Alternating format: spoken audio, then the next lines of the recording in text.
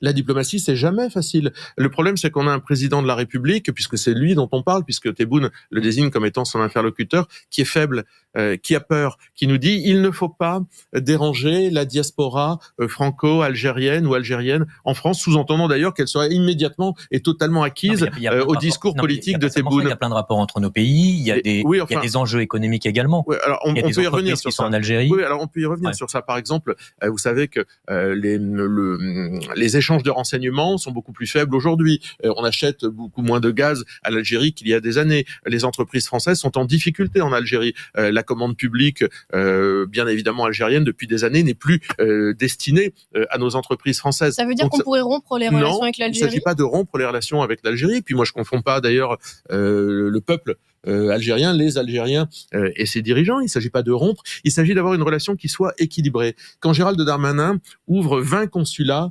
algériens sur notre territoire, c'est en échange de quoi ?